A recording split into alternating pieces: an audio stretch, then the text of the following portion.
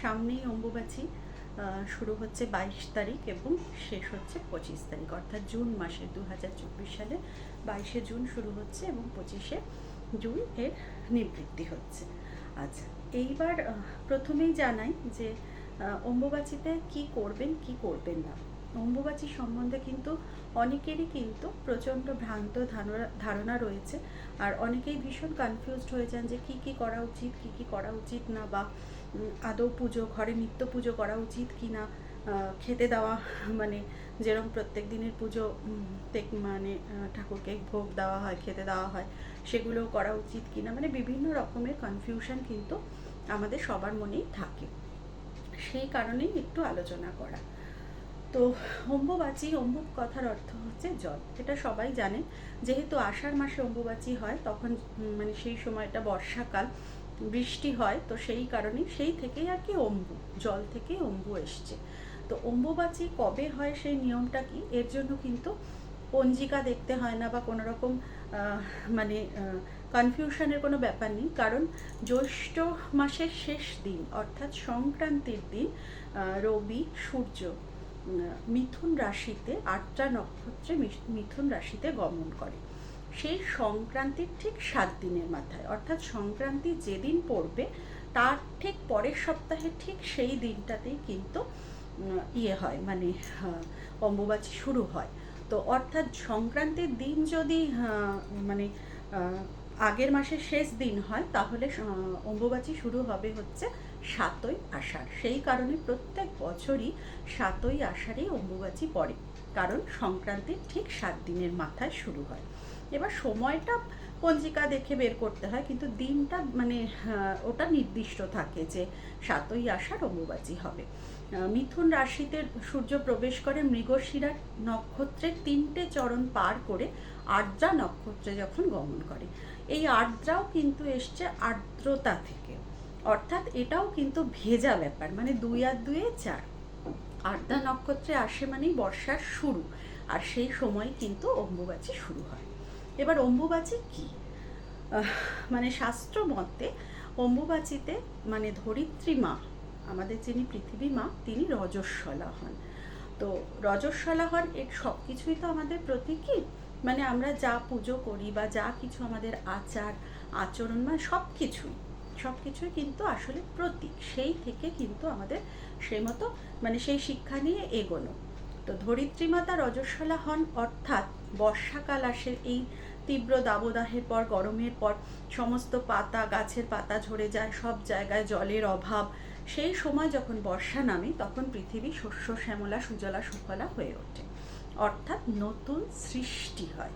তো আমাদের নারীদের ক্ষেত্রেও রজস্বলা তো সেই কারণেই হয়, কারণ আমরা নতুন সৃষ্টি করতে পারি। তো সেই ধরিত্রী মাতার ক্ষেত্রেও একই ব্যাপার, যে রজস্বলা হওয়ার পর থেকেই আমাদের নতুন শস্য, নতুন ফসল, নতুনভাবে জগতে সব কিছু মানে সুজলা সুফলা হয়ে ওঠে, সৃষ্টি হয়। তো সেই কারণেই মা রজস্বলা হন। তো 3 রাত 4 দিন এই হিসেব করেই মানে সময়টা ফেলা হয়। এইবার তার জন্য যেহেতু মা কামাখ্যা, মানে কামাখ্যা তীর্থে মায়ের যোনি পতিত হয়েছিল, তো সেই কারণে ওই মন্দিরটি শুধুমাত্র বন্ধ থাকে। কামাখ্যা মন্দিরে কোনো রকম মানে দর্শনার্থীকে ঢুকতে দেওয়া হয় না, মন্দির বন্ধ থাকে। কিন্তু মন্দির বন্ধ থাকে মানে মায়ের পুজো হয় না বা মাকে খেতে দেওয়া হয় না, এরকম কিন্তু কোনো ব্যাপার নেই। পুজো হয়, খেতে দেওয়া হয়, সবই নিঃশব্দে, কারণ মা তখন ভীষণ ক্লান্ত দুর্বল হয়ে পড়েন। তো সেই কারণে মায়ের যাতে বিশ্রামের ব্যাঘাত না ঘটে, সেই কারণে ঘণ্টা কাসর বাজানো হয় না, মানে কোনো আওয়াজ না করে নিঃশব্দে মাকে খেতে দেওয়া হয়। মায়ের সমস্ত কিছু যেটা নিত্য কর্ম সেইটা করা হয়। কিন্তু কামাখ্যা মন্দির ব্যতীত বাকি কোনো জায়গায়, বিশেষ করে আমাদের এই বঙ্গদেশে, আমাদের কিন্তু কোনো মন্দির বন্ধ করার নিয়ম নেই। বাড়িতে যারা মায়ের মূর্তি, মা কালী অথবা মা তারা, যাদের যাদের শক্তি মূর্তি, অনেককেই আমি দেখেছি লক্ষ্মী মূর্তি পর্যন্ত ঢেকে রাখেন, কিন্তু মায়ের কোনো মূর্তি, শক্তি মূর্তি কোনো কিছুই ঢেকে রাখার প্রয়োজন নেই, কোনো কিছুরই পূজা বন্ধ করার প্রয়োজন নেই। কারণ শুধুমাত্র কামাখ্যা মন্দিরে যেহেতু যোনি পতিত হয়েছেন, সেখানেই মা রজস্বলা হন, সেই কারণেই কিন্তু ওই মন্দির বন্ধ থাকে। বাকি আর কোনো জায়গায় কিন্তু মন্দির বন্ধ বা পূজা বন্ধের বিধি নেই, নিয়মও নেই। কারণ মা তো আমাদের মানে অন্যান্য জায়গায় এই এই এই ব্যাপারটা পালন করার কোনো প্রয়োজন পড়ে না। ঠিক আছে? আচ্ছা, এবার কি কি করব না, মানে ওই অম্বুবাচী 4টে দিন আমরা কি কি করব না। করব না হচ্ছে বীজ বপন করব না, চাষের বীজ বা কোনো গাছ পোতা এগুলো করব না, হলাকর্ষণ করব না, অর্থাৎ আমরা মাটি খুঁড়ব না। অনেকে গাছ কাটেন, গাছ কাটা, মাটি খোঁড়া এগুলো সব নিষেধ। তারপরে ক্ষৌরকর্ম করতে নেই, তারপর বীজ বপন করতে নেই, আর তার সাথে সাথে শুভ কর্মে কিন্তু নিষেধ। এবার যে যে কাজটা করতেই হবে, কেউ মারা গেছে, এবার তার শ্রাদ্ধ করলো ওই দিনগুলোর মধ্যে, তো আমি কি শ্রাদ্ধ করবো না? করবো। যেটা নিয়ম মানে যেটা করতেই হবে, সেটা যখন উপর কথায় আছে না, আতুরে নিয়ম নাস্তি, সেটা যখন কোনো উপায় থাকে না, তখন সেই কাজটা করতেই হবে। যেরকম যাত্রা নিষেধ।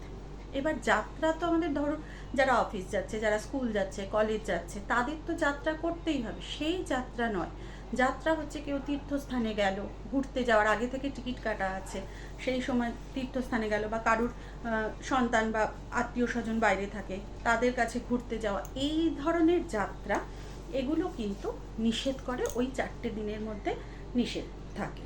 ঠিক আছে? আর যারা ব্রতী, যারা সন্ন্যাসী, আর যারা ব্রাহ্মণ, তাদের ক্ষেত্রে বিশেষ করে যারা এই নিয়মগুলো মানেন, তাদের ক্ষেত্রে আগুন জ্বালানো নিষেধ, মানে পাক রান্না করা নিষেধ। তারা ফলাহার করেন, তারা সাবু, ফল, মিষ্টি এই ধরনের খাবার খান। আর সর্প ভয় নিবারণের জন্য দুধ খেতে বলা হয়েছে। আসলে আগেকার দিনে তো প্রচুর সাপ ছিল, তো এই বর্ষাকালটায় প্রচুর সাপের আনাগোনা থাকতো, তো দুধ একটা শক্তি আমাদের মধ্যে দেয়, যাতে সেই ভয়টা আমরা কাটাতে পারি, সেই কারণেই ওই দুধ খেতে বলে।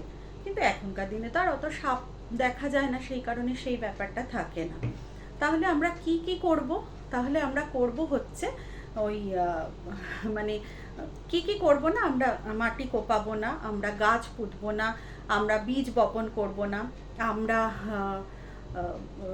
কোথাও শুভ কর্ম করব না, যাত্রা করব না।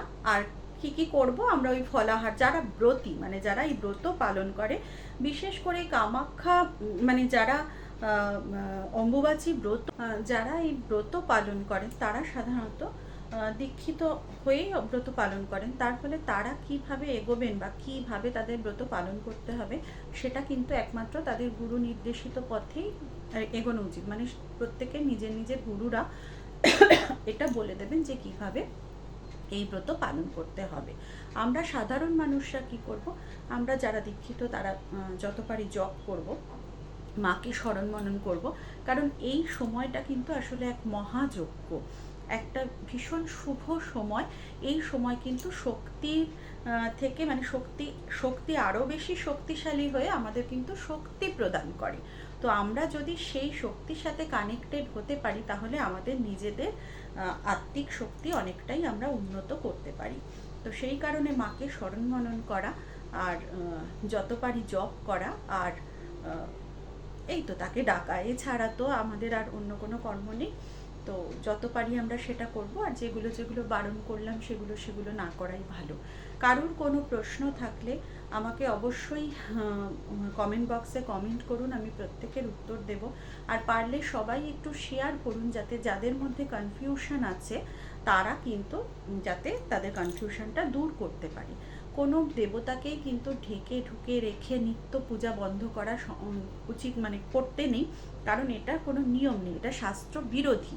উল্টে এতে কিন্তু আমরা নিজেদের ক্ষতিই করব। যদি মায়ের নিত্য পুজো বন্ধ করে দিই, মাকে একেবারে অপরাধীর মতো মুখ চোখ ঢেকে রেখে দিই, তাহলে কিন্তু আমরা শাস্ত্র বিরোধী কাজ করব। একমাত্র কামাখ্যা মন্দির ছাড়া আর কোনো মন্দির বা কোনো মূর্তি ঢেকে রাখার বা পূজা বন্ধ করার কিন্তু কোনো শাস্ত্রোক্ত নিয়ম নেই। সবাই ভালো থাকুন, সুস্থ থাকুন, আনন্দে থাকুন, আর অবশ্যই এই কটা দিন মাকে প্রচুরভাবে মাকে ডাকুন, জপ করুন, আর তাকে স্মরণ মনন করুন। নমস্কার।